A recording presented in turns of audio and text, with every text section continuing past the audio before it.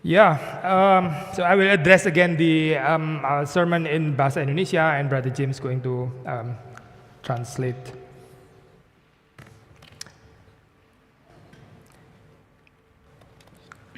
Kita mau mulai expository preaching dengan kitab Lamentasi, kitab Ratapan. We will start the expository preaching with the book of Lamentations. Ya, ini adalah pasal 1.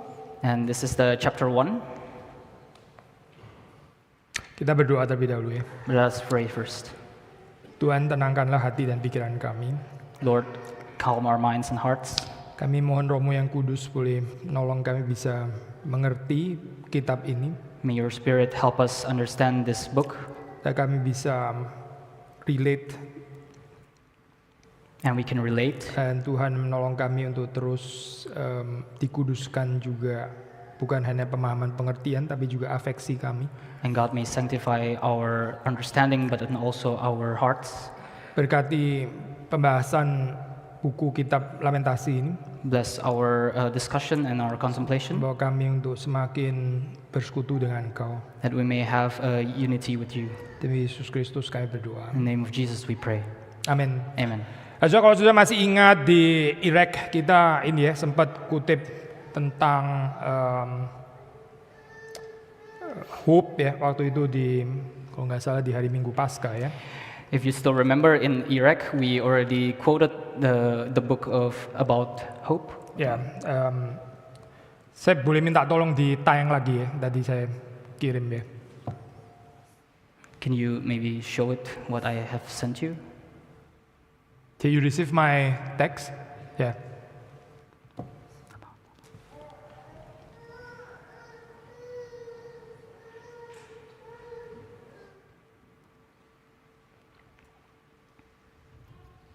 Well, anyway, this comment, sebetulnya komen ini adalah dari apa ya, pembahasan buku Lamentasi maksudnya ya. And actually this comment is taken from the book of Lamentation. Dan Lamentasi ada kaitan dengan tears ya. And lamentation has a connection with tears. Di situ dia membahas berbagai macam dimensi gitu. Ini dimensi yang keempat sebetulnya yang saya kutip ini ya. And in there we talk about dimension, and this is the fourth dimension that we're talking about actually. Are you ready now? Almost. Maybe we still need a bit lamentation so that here everything is not to be taken for granted. Good. Just tell me when you're ready, okay? It's not so difficult, I think. Fourth dimension ini adalah tentang political act, deh. Political act. Lamentation is a kind of political act. This fourth dimension is talking about a political act. I will read again. But the tears of Lamentations in the book of Lamentations, songs, or 5 songs in total, are of loss and grief, abandonment and outrage. They are a flag. That's why it's a political act. When you cry, it's a kind of a flag, a sign, a revelation of injury and destruction, an expression of resistance to face. That's why it's political act. Then it accepts them. Tears can give watery birth. It's birth actually. Tears can give watery birth to hope. They can wash out space once occupied by despair, fury, and sorrow. And in that space, hope can emerge uninvited. Hope comes apart from human will, decision, or optimism. So basically di sini ya, sudah melihat di sini ada kaitan antara lamentation and true hope, which is to be differentiated from human decision, optimism, dan sebagainya. So basically in this there's a connection between lamentation and a true hope. Kita sulit ya saya bicara hope without lamentasi. It is difficult for us to talk about hope without lamentations. Sama seperti kita susah bicara tentang God's forgiveness without repentance. Just as difficult as we talk about God's forgiveness without God's without human repentance. Without human repentance. So human repentance precedes God's forgiveness. Sama ya saya di sini ya. Lamentasi precedes bukan cuma precedes comfort consolation, but also precedes hope. So same as here, as lamentation precedes consolation or hope. Ya membahas buku atau kitab lamentasi tentu saja is a challenge in itself, itu ada challenge tersendiri. So talking about the book of Lamentations, there's a challenge in itself. Ya, kalau kebudayaan kita, ini seperti kita sudah sering ngomong ya, menekan tears gitu. Our culture, it emphasizes a lot about tears. Kita kayaknya malu ya kalau menangis gitu. It seems we're ashamed if we cry. Kita kalau mau menangis ya menangis sendiri di rumah. If we want to cry, we cry alone in our home. Menangis di depan umum gitu ya, kayak gimana gitu ya, kayak gambaran terlalu vulnerable, terlalu private. Crying in public is seen as shameful and it's not very private. Memang kita nggak mau menarik ke ekstrem yang satunya gitu ya, air mata buaya juga nih, nggak tahu terjemahannya apa. Of course, we do not want to bring ourselves into the other extreme. We show tears of crocodiles, tears of crocodile tears. Crocodile tears. Fake tears, basically fake tears. Yeah, fake tears. You are faking your tears and grief. Itu another extreme, tentu bukan yang ini ya. And that is another extreme, and of course it's not about it in this one. Again and again deh, kita ini hidup kan di dalam dunia yang fallen deh. Sebetulnya itu apa sih yang menahan kita untuk menangis gitu? But again, we live in a fallen world. What stops us from crying? Kita juga sudah pernah mengatakan ini menangis, perhaps menangis untuk diri sendiri yang paling sederhana, itu yang paling simple. Tapi kita juga kalau bertumbuh kita belajar menangisi yang di luar sana. And perhaps crying for ourselves, it's a very simple thing. But then if we grow, we learn to cry for other people as well. Saya nggak tahu tadi saudara waktu doa syafaat apa yang jadi pikiran saudara gitu ya, bagaimana saudara menanggapi ini. I don't know what crossed on your mind when you prayed during the intercession prayer. Did you also pray for something that is coming from your heart or not? Tadi saudara Anggi liturgos ini ya mengajak kita kita datang kepada Tuhan dengan broken hearted untuk saudara-saudara kita yang ada di Nigeria ya. Brother Anggi, he invited us earlier when to pray or to cry for our brothers and sisters in Nigeria. Are we broken hearted? Are we broken hearted? Sulit loh saya kalimat ini ya, benar-benar sulit loh. And it's very difficult, this very harsh sentence. Mereka sih pasti broken hearted, keluarganya for sure broken hearted saya. In Nigeria, of course, they are broken hearted. Are we broken hearted? But are we broken hearted? Sulit ya saya jawabnya ya. It's difficult to answer this, right? Kita ada resonans kayak saya di dalam persekutuan, di dalam penderitaan Kristus ini. To have a resonance with them in the union or the fellowship in Christ. Kita membaca di dalam prinsip firman Tuhan ya, salah satu yang mempersatukan gereja itu apa? And we read in the Bible or in the principle of Christian principle, what unites us. Ini jarang sekali dibahas. And it is very rarely discussed. Biasanya kita bicara mempersatukan gereja itu kebenaran. Betul, nggak salah, kebenaran. Ya, nggak bisa bersatu tanpa kebenaran. Itu betul. Usually we talk about the unity of church is the truth. That's the one that unites us. Ya, dan of itu course betul. that's true. Kita juga bisa bicara yang mempersatukan itu kasih, certainly kasih, harus ada kasih untuk mempersatukan. We can also talk that love is also the one that unites us. That's true as well. Tapi saya waktu menulis buku Ecclesiology in Reformed Perspective, but when I wrote the book Ecclesiology in the Reformed Perspective, saya menggali kembali firman Tuhan, and I dig deeper again the Word of God. Saya di situ mendapati bahwa yang juga mempersatukan gereja ya, the unity of the church, itu adalah penderitaan bersama di dalam Kristus. And I realized that the one that unites the churches is the suffering in Christ as well. Ya, kita bersekutu nggak di dalam penderitaan ini ya, bersama dengan saudara-saudara yang lain yang juga menderita karena Kristus. Ya.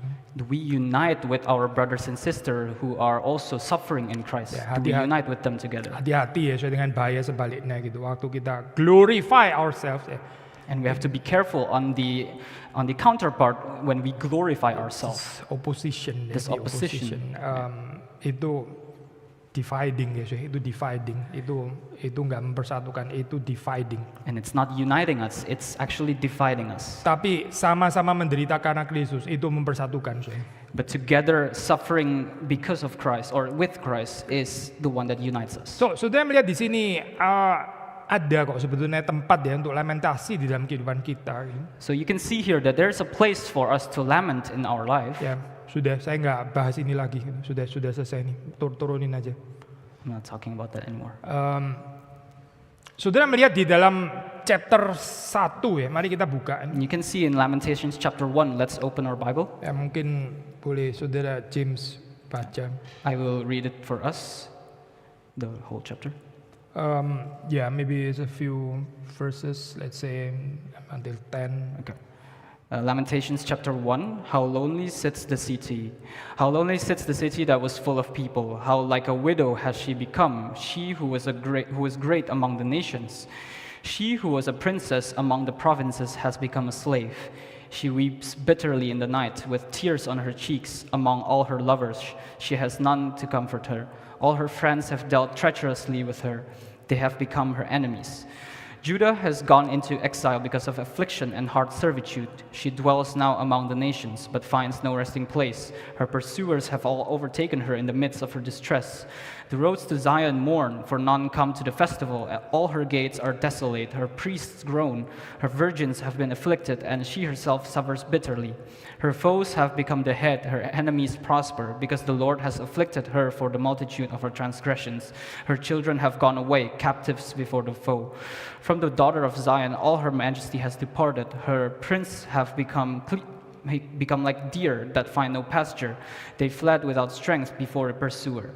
Jerusalem remembers in the days of her affliction and wandering all the precious things that were hers from days of old. When her people fell into the hand of the foe and there was none to help her, her foes gloated over her, they mocked at her downfall. Jerusalem sinned grievously, therefore she became filthy. All who honored her despised her, for they have seen her nakedness. She herself groans and turns her face away.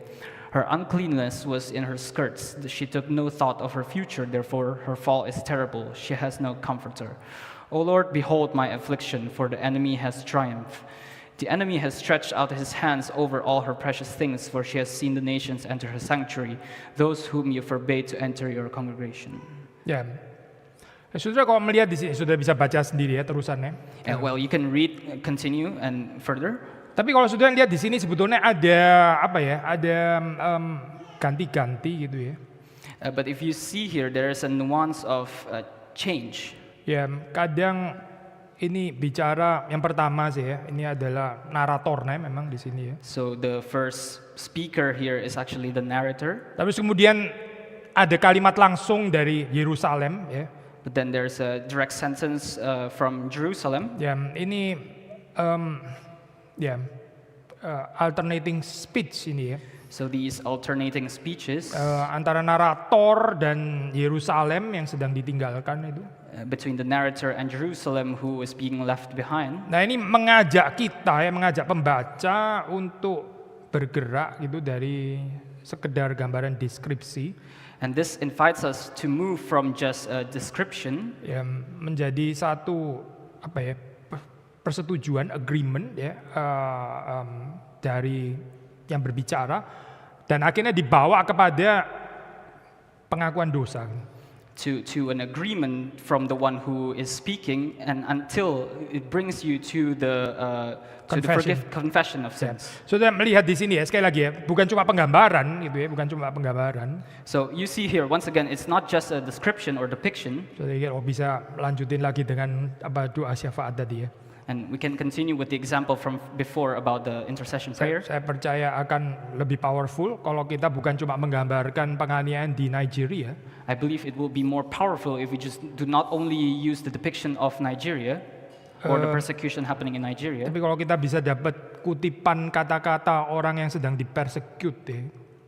But if we can get the quotes from the people who are being persecuted, Ya, memang ini nggak gampang ya, saya berita kan memang terbatas gitu ya. of course it's not easy, the news are limited. Tapi saudara baca di pasal 1 itu ya ini sebetulnya gitu. But if you read in verse 1, it's actually about this. Saudara bukan cuma mendapatkan deskripsi gitu ya, oh apa ini how fallen Jerusalem, itu kan deskripsi gitu ya. So you not only get a description about how Jerusalem was fallen, Tapi saudara juga membaca teriakan daripada Yerusalem itu sendiri. but you can also read the shouts or the screams from Jerusalem itself. Lebih ada resonans di situ ya. So there's a resonance there.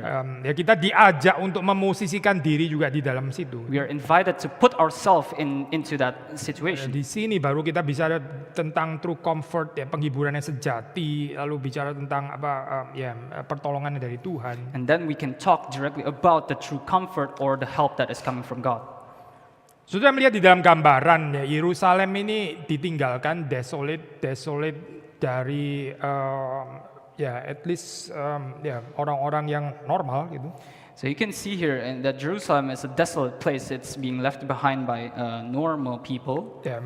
How lonely sits the city that was full of people, and tadinya full of people. How like a widow has she become. She who was great among the nations, she who was a princess among the provinces has become a slave. So bukan seperti dulu lagi ya, sudah itu past glory, sudah lewat. So it's a past glory. It's not like it was before. Kenapa sih?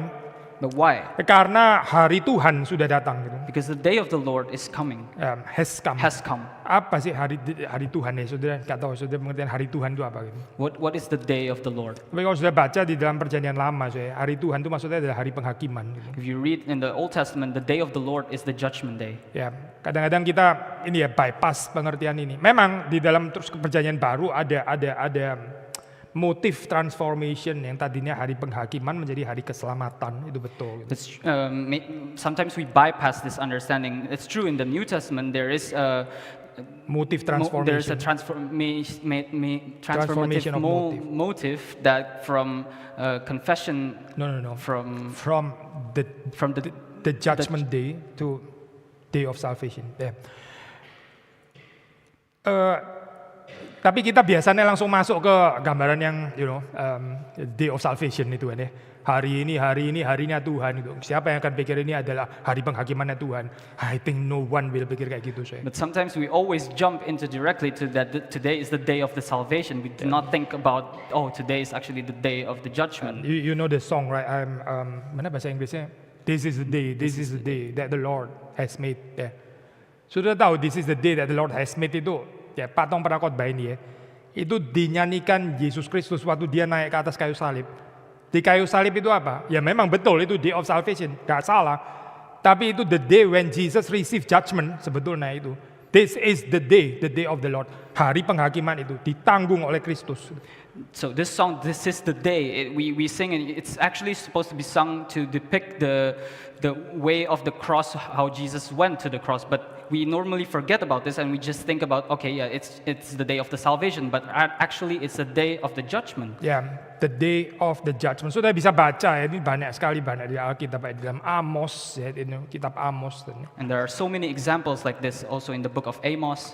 Nah ini waktu di sini dikatakan the day of the Lord, penghakiman terhadap Yerusalem. So when it is said here that it's the day of the Lord, it's the judgment day of Jerusalem.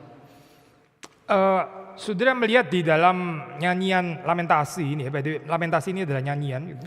And if you see in the songs of Lamentations, it's a singing. It's a song. It's actually contains of 5 songs gitu ya. Ini combine gitu together. Saudara bisa melihat ada basic elements ya dari communal laments. And you can see there are basic elements from communal laments. Ya, apa itu? And what are those? So, ini sederhana ya, saya. And it's very simple. Dan kalau kita mau bicara tentang ratapan Kristen, and if we want to talk about lamentations or Christian lamentations, ini saudara membaca misalnya dalam ayat 9, ayat 11, yaitu addresses the Lord. Like if, for example, you can read from verse 9 or 11. 9 and 11. 9 and 11. Itu loh kalimat terakhir ya. Oh Lord, behold my affliction, for the enemy has triumphed. So ini lament before God. So, oh Lord, behold my affliction, for the enemy has triumphed. This is a lament before God. Sekali lagi ya saudara, ini poin sederhana gitu. And this is a very simple point, But not to be taken for granted. but not to be taken for granted. Saya mau tanya ya saudara pernah nangis kan ya? Saudara pernah nangis kan? Kita semua pernah nangis gitu. I want to ask you, you have cried before, right? Ya, saudara nangis di hadapan Tuhan atau enggak? Do you cry before the Lord or not? Ada orang yang nangis enggak before the Lord sih, enggak harus before the Lord sih gitu. There's a person that might not cry before the Lord. Ada yang menangisi nasibnya sendiri, dia nangis di hadapannya sendiri, sedih sendiri gitu, puteran gini ya. So I cry before myself, gitu. Muter di dalam dirinya sendiri. There might be a person that cries because of their own fate, because they cries before himself. Ada orang yang nangis di hadapan keluarganya, sedikit lebih baik sih ya, nangis tapi di hadapan keluarganya. Or there's a person that cries before their families, in front of their families. Maybe a bit better. Tapi kalau kita bicara tentang Christian lamentation, nggak harus di hadapan Tuhan. Kalau nggak di hadapan Tuhan, itu bukan lamentasi yang di sini, bukan. But if we talk about Christian lamentations, it's crying before the Lord. Ini relasi dengan Tuhan ya, termasuk waktu menangis. Gitu. So it's the relationship with God, including during lamentations. Sama kan, kita sudah pernah bahas ya. Orang bisa sukacita, bisa senang, tapi nggak before the Lord. Maksudnya bukan untuk glorifying God, bukan untuk Thanksgiving, bukan. Gitu. And also we have already discussed this before. Like you may be joyful, but not before the Lord. It's not about glorifying God. Ya, ada orang senang sendiri gitu ya, misalnya lulus ujian gitu. Let's celebrate gitu ya. This is the day of, bukan the day of the Lord, the day of mine gitu ya. Saya lulus soalnya gitu. A person may be joyful because they have passed their exam and they celebrate and they glorify themselves or praise with themselves. Nggak ada teman, nggak punya teman, ya sudahlah saya mengundang diri sendiri gitu ya. Saya pesan-pesan sendiri, booking atas nama saya, dan saya datang. And maybe they can celebrate it with themselves even if they don't have any friends. Senang-senang sendiri ya, muter di dalam dirinya sendiri. So it's just you celebrate with yourself and it circles back to you again. Saudara, orang yang di dalam pengalaman hidupnya itu bukan membawanya di hadapan Tuhan ya. Kalau nggak di hadapan Tuhan, nggak ada pertumbuhan yang terjadi, nggak ada. So if a person they do not bring their experience before God, then there is no growth in that person. Yang membuat saudara dan saya bertumbuh itu bukan pengalaman kepahitan, berapa banyaknya kesulitan. Itu nggak membuat saudara bertumbuh. The one thing that makes you grow is not your bitterness or your difficulties in life. That does not bring you growth. Yang membuat saudara bertumbuh itu adalah saudara berelasi di hadapan Tuhan atau dengan Tuhan. The one thing that makes you grow is you have a relationship before God. Nah ini yang pertama ya, Yerusalem itu berbicara kepada Tuhan, ayat 9, ayat 11. So this is the first thing, the first point, verse 9 and 11, that Jerusalem laments before God. Tapi juga kemudian ada penggambaran ya, dari calamity, ini kesusahan, ya, kehancuran yang ditimbulkan oleh musuh ya. But then there is a depiction of calamity that is being caused by enemies. Ya, ini pun ya, again bukan sesuatu yang to be taken for granted lagi-lagi. And again, this is not something to be taken for granted. Kadang orang nggak mau membicarakan ini karena terlalu sakit, terlalu sakit itu. Because sometimes people do not want to talk about this because it's very hurtful. Tapi untuk true communal laments ya, perlu untuk membicarakan ya, calamity apa sih sebetulnya? Kesulitan apa sih? This is where I find it very beautiful that he said, in the past, it's not that I'm not at fault. Ya, saya juga memang iya, ya, sudah bersalah di hadapan Tuhan. I might have done something wrong before God. Ya, ini loh saya. Kadang-kadang kan, nangkep aja saya mau ngomong apa gitu. So here, you get what I'm trying to say, right? Kita bisa bilang ini masuk penjara. Nggak adil dong, ini kasusnya nggak salah. Ya, tapi bagaimana dengan kesalahan yang di situ? Yang nggak masuk penjara waktu itu. Maybe you may say that it's not just that he went to jail because of the thing that he was not at fault for, but then he admitted that at the end, yeah, he did something wrong in the past. Ya ini loh saya melihat kayak gini loh. Kita nggak bisa bilang ini disaster sekarang terjadi. Saya salah apa sekarang? Mungkin waktu di seminggu terakhir memang nggak ada salah gitu ya. But what about 7 years ago? Lu nggak ada salah juga gitu. So we can just focus on this one thing that in this particular instance we did not do anything wrong, but then in the past you also did something wrong, right? Makanya saudara, setiap kali penderitaan terjadi dalam kehidupan kita itu, nggak pernah saudara kita itu boleh mengatakan, saya nggak deserve ini, saya nggak deserve ini. Saudara nggak deserve kalau saudara sinless, itu baru saudara nggak deserve. So when sufferings come and you do not deserve to say that I do not deserve this sufferings because I do not deserve this. The only way if you can say that you do not deserve it if you are sinless. Ya, tapi kita tahu kita kan nggak sinless ya. But we all know we are not sinless. So balik lagi ya, lamentation di sini. Mereka ini confess before God. Tuhan ini yang mendatangkan ini karena dosa-dosaku. So once again in Lamentations they confess before God that say God brought us this destruction because of our sins. Ya. Elemen yang terakhir saya ini bagian basic elements dari communal laments. So the last element of this basic communal laments, Yerusalem ya, orang-orang Yudea itu juga meminta kepada Tuhan supaya musuh mereka yang jahat itu juga dihukum itu. the Jerusalem they asked for that the enemies are also conflicted. Ya, saya akan kembali lagi ke poin ini, tapi mungkin balik lagi sedikit gitu ya. Ini tentang confession tadi ya. I want to go back to this part of confession. Bukan. Saya mau balik lagi ke poin yang terakhir tentang bahwa enemy itu harus dihukum, tapi saya mau ke tempat lain sekarang. Yeah, I will go back to this part, but I want to go to the next part first. Ya, or the previous part. The previous part. Yeah, the previous. Good. Gini ya saya, tadi ya kita mengatakan ini terjadi disaster ini terjadi karena dosa-dosanya Yerusalem. Before we said that destruction happened because of the sins of Jerusalem. Ya, ini nggak seharusnya terjadi, nggak harus terjadi. And this is something that should not happen. Ya, tapi ini sesuatu yang self-inflicted ya. Ini sesuatu yang diakibatkan oleh mereka sendiri. But this is something that is self-inflicted, happens because of their wrongdoings. Nah di sini ya saudara melihat bahwa the so-called Deuteronomistic theology itu di-affirm ya di dalam kitab Lamentasi ini. So you can see that the so-called Deuteronomistic theology is being confirmed in Lamentations. Apa sih Deuteronomistic theology itu? What is Deuteronomistic theology? Ya kadang-kadang di Indonesia udah pakai istilah harus dengan pengertian benar ya, yaitu hukum tabur tuai, sudah tahu. Sometimes in Indonesia we can understand this as the law of reaping and sowing and reaping. Ya, kan ada janji ya dari Tuhan. Saudara bisa baca itu Leviticus 26 atau Deuteronomi 27, 28. You can there's a promise of God in maybe in Deuteronomy 27, 28 and Leviticus 26 ya. Covenantal blessings, tapi juga ada curse ya. The covenantal blessings or curse. There's covenantal blessing and there's covenantal curse. Ya. Kalau Israel itu obey, then ada covenantal blessing. So if Israel obeys, then there is covenantal blessing. Tapi waktu mereka disobey, waktu mereka nggak taat, ya itu ya ada curse di situ. But when they disobey God, then there will be curse. Ya, Deuteronomistic theology ini sulit sih, indeed sulit gitu ya. And this Deuteronomistic theology is indeed difficult. Ya, yang pasti kita kok cepat sekali ya ini The teens. Ya. Oh, no. Good. Ya, oke, jam It's 4 ya. very quick. Good.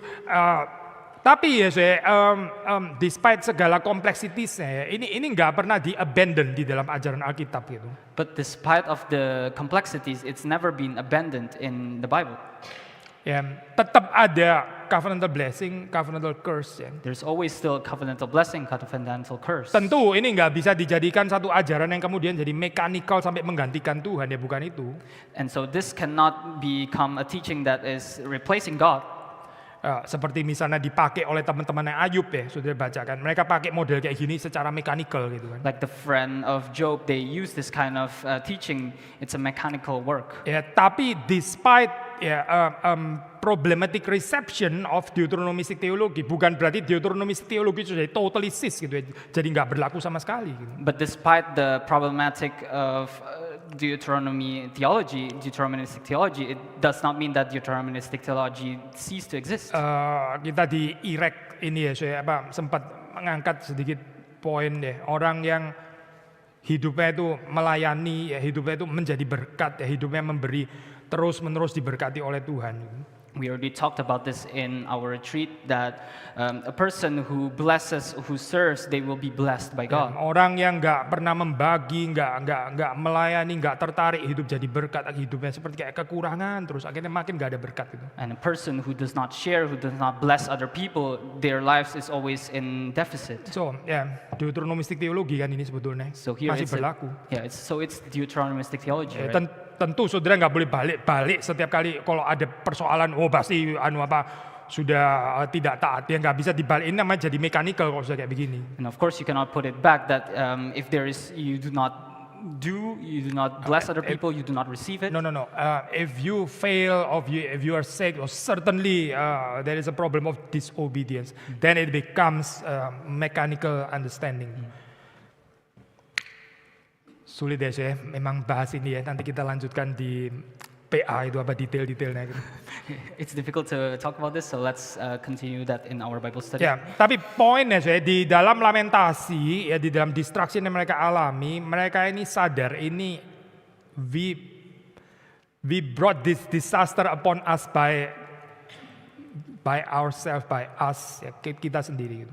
So, but we understand back to the point that we brought it on ourselves, this destruction, because of our sins. Jadi bagaimana sih? So how is it? Ya ini ya seharusnya datang merendahkan diri, ya mengaku dosa dan memohon pengampunan pertolongan Tuhan. Is that we come before God and confess and ask for forgiveness from God. Ya, tadi kita membicarakan tentang the day of the Lord, the day of punishment, the day of judgment. We already talked about the day of the Lord, the day of punishment, or the day of judgment. Apa yang diharapkan di sini? What is being hoped for here? Yaitu kembali mencari wajah Tuhan. Is that you come back and seek the face of God. Punishment sudah terjadi, sudah diterima. Punishment has happened and has been received. Nggak salahin siapa-siapa. And we do not blame anyone else. Tapi melihat memang ini self-inflicted karena persoalan saya. We see it self-inflicted in a self-inflicted way because of our sins. Tapi terus dengan berani tetap menghampiri Tuhan. But then we still courageously come before God. Ini pun juga lagi-lagi ya, nggak taken for granted. And again, this is also not taken for granted. Ada orang kecewa loh dengan Tuhan waktu dia menderita gitu. There's a person that is disappointed by God when they suffer.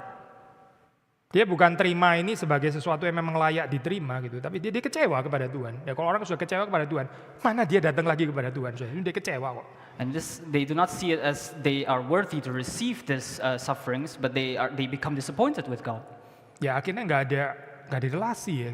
And so there's no relationship with God. Itu penderitaan bukan membuat dia bertumbuh, tapi malah menghancurkan dia, menjadikan dia orang-orang yang kepahitan gitu. Sufferings do not make them grow, but rather it makes them have bitterness and disappointment. Dan karena alasan ini saja, kita nggak boleh glorify suffering gitu. Ini karena alasan ini saja. Gitu. And just because of this reason, we should not glorify suffering. Karena suffering itu bukan yang membuat kita bertumbuh, bukan, sama sekali bukan. Because suffering is not the one that makes us grow. Yang membuat saudara bertumbuh itu lagi-lagi dan selalu adalah Tuhan. The one that makes you grow is again and again is always God. Makanya penting bagaimana kita berespons di hadapan Tuhan itu. Ini of utmost important ya di sini. Ya. That is why it is of utmost important that how we respond to God. Tapi kalau sudah baca di dalam pasal 1, saya kehabisan waktu ini bahas pasal 1 yang panjang ini. But if you read in chapter 1, saudara melihat di situ ini ya Israel, Yudea, Yerusalem juga berdoa ya supaya musuh-musuh ya yang mendatangkan distraction ini juga dihukum oleh Tuhan. We can see that Israel, Judah, or Jerusalem, they also pray before God that the enemies who brought destruction upon them also be judged by God. Nah, ini apa ya artinya gitu ya? Kalau kita baca cuma gini tok, kita bisa salah mengerti. Gitu. What does this mean? If we read it just like this, we may misinterpret this. Saudara bisa baca misalnya kayak jadi sudah susah, nggak mau susah, bawa orang lain kalau bisa susah sekalian itu ya. Maybe you can interpret it as you already suffering, and then you also bring other people who brings you the suffering. Tapi nggak segampang ini, nggak segampang ini gitu. Kalau ini kan jadi kayak immature gitu ya, kanak-kanak bener sih. But it's not as easy as that. It's kind of immature. Tapi coba kita lihat ayatnya dulu, Tadi kita belum baca soalnya ya. Maybe let's take a look at the verse. We haven't read this verse yet. Kita baca di ayat terakhir 22 ya. In verse 22, last verse. Let all their evil doing come before you, the evil doing of my enemies, come before you, and deal with them. And as you have dealt with me, meaning punish them, because of all my transgression, for my groans are many and my heart is faint. So, sudah melihat di sini ya, tolong Tuhan supaya musuh-musuhku yang mendatangkan ini juga dihukum oleh Engkau. So you can see here that they ask God to help them to deal with the enemies as you have dealt with us. As you have dealt with us itu maksudnya adalah sebagaimana Engkau telah menghukum kami, ya hukumlah mereka juga. As you have dealt with us means that how you have judged us or how you have punished us, punished our enemies as well. Only then hanya dengan begitu ya itu dengan begitu ya, ini alasan pertama, dengan begitu Yerusalem ini akan ditinggalkan ya, nggak diejek-ejek, nggak dihina-hina ya, itu akan nggak diganggu gitu. And this is the first reason, and only then will Jerusalem will not be left alone anymore. Ini waktu Yerusalem gagal kan ya, dijadikan bahan tertawaan gitu kan. Because when Jerusalem failed, they become a mockery. So, mereka berdoa kepada Tuhan supaya musuh-musuh ini juga dihukum sehingga ya sudah nggak ganggu ya, nggak mocking Yerusalem lagi. So they pray to God that the enemies be punished so that they do not mock Jerusalem. Yang pertama, yang kedua ya. And this is the first reason. What's the second reason? Yaitu the day of the Lord ya, the day of judgment itu should be complete. Kalau yang dihajar yang dihukum hanya bangsa Israel ya, ini nggak komplit gitu. Masih ada penghukuman yang lain juga karena ini kan juga orang berdosa gitu. So the second reason is that so that the day of the Lord, the day of judgment be complete, because then it's not only the Israel who are punished by God, but then also the enemies, other nations are also judged by God. Yang ketiga. And the third reason, karena Tuhan sendiri juga sudah berbicara menjanjikan ya, ini prophetic text mengajarkan bahwa akan ada penghakiman juga untuk bangsa-bangsa yang tidak mengenal Allah. Nah, sekarang Israel menagih janji ini. The third reason is that there was a promise that had been promised by God that the enemies of God will also be judged. So, apa sih yang kita bisa belajar di sini ya dari buku Lamentasi? So, what can we learn from this book of Lamentation? Yaitu bagaimana kita waktu mengalami suffering, ya, bagaimana kita deal ya dengan situasi yang difficult ini. Is how we deal with difficult situations or sufferings. Saudara melihat di sini Yerusalem menerima ya, reason daripada kehancuran ini ya, bukan terus marah-marah, protes, nyalain orang lain dan sebagainya. Is that you see here that Jerusalem accepted the reason of their destruction. Ya, self-inflicted ini karena keberdosaan mereka sendiri. They accepted that it's self-inflicted because of their own sins. Ya, mereka nggak mempertanyakan tentang God's righteousness ada di mana gitu ya, enggak. They did not question God's righteousness. Biasa waktu kita bicara God's righteousness kan kita seringkali bicara God's righteousness di dalam pengertian yang menyelamatkan kita, membebaskan kita ya. Usually when we talk about God's righteousness, we talk about it in a way that is saving us. Ya, a key to relief gitu. Tapi sebetulnya God's righteousness ya ini mungkin lebih sulit ya, boleh dihayati juga sebagai key to punishment gitu. Ini juga God's righteousness. But actually God's righteousness can also be understood as a key to punishment. Ya, jangan selalu bypass lalu semua salvation, redemption dan sebagainya. Kita ntar kurang mengenal Tuhan ya. Jadi agak murahan ya konsep ini. So do not always bypass and jump into salvation or forgiveness, and then we do not really know God in a way. Tapi righteousness itu juga mungkin ini pergumulannya ya lebih sulit ya. Tapi orang yang bertumbuh, yang mature bisa menerima ini juga di dalam konteks punishment. But a person that is mature, they can also understand God's righteousness in the context of punishment. Ya, karena kalau kita bisa menerima ini ya, kita bisa humbly come before God to God itu di dalam confession of sin. Gitu.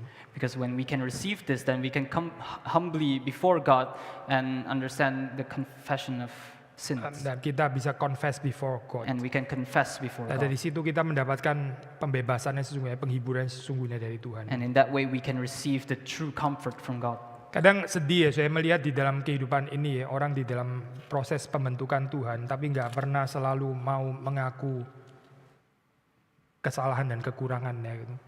Well, sometimes you may see that people may find it hard to confess and also humbly confess before God, Ya, seperti kayak Tuhan harus ngajar itu terus gitu ya. as if God has to teach you all the time. Tetap nggak mau mengakui kesalahannya, selalu defensif, selalu defensif itu. You still do not want to confess your sins and very defensive. Selalu yang disalahkan tuh ada orang lain lah, kalau enggak ya government lah, kalau enggak ya my parents lah, semuanya yang lain ini society lah dan seterusnya dan seterusnya itu. They will always blame anyone else, the government, society. Nggak ada perubahan, nggak ada transformasi sampai kita datang kepada Tuhan mengaku dosa kita.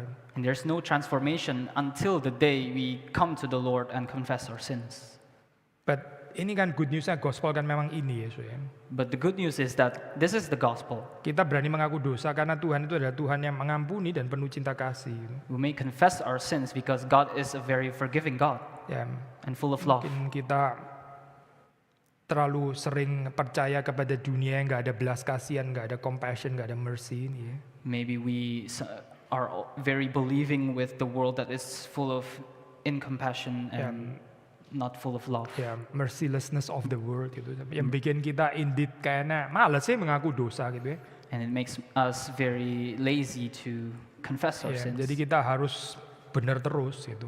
And we have to always be the one, the Ya, right person. Sudah perhatikan kalimat ini ya. Orang yang kehidupannya defensif ya, itu kurang mengerti Tuhan yang compassionate sebetulnya ini. So pay attention that a person who is always a very defensive person, then this a person that does not understand the forgiveness of God. Saya ambil contoh sederhana aja ya, ini ilustrasi sederhana di dalam keluarga gitu. I'll take a very simple illustration in family. Pas lagi ada anak-anak juga kan ya. Like maybe there are also children here. So Kalau kita ini jadi orang tua yang gak ada compassion ya, itu anak itu bisa gak mau ngaku salah lu saya. if we as a parent are an incompassionate person, then the child may not confess to you. Karena apa? Karena begitu confess ya bahaya banget tuh mereka. Kalau confess gampar gitu misalnya kan ya. Because once they confess, then they will receive afflictions. Gak ada pengampunan. Begitu confess langsung masuk bomb shelter gitu misalnya, nggak ada sih di sini ya, di Singapura kali ya. Begitu masukin kamar mandi kunci gitu misalnya, aduh horor bener ya ini ya gini. Like once they confess, then they will receive punishments from their parents. Yeah, that's good contextualization. Generalization sometimes saves. Ya bener saya, nggak berani mengaku dosa kan, bener nggak berani, nggak mau salah pun jadi nggak salah gitu. They're not courageous enough to confess their sins because of the punishments. Tapi Tuhan kita kan bukan gitu ya, ini kan bukan Tuhan yang merciless kayak gini. But our God is not like that. God is not a merciless God. Ya, but do we know? Apakah kita mengenal Tuhan yang compassionate and merciful? Do we know? But do we know the God who is compassionate and merciful? Kalau kita mengenal Tuhan yang ini ya, then apa sih sulitnya untuk mengaku dosa gitu?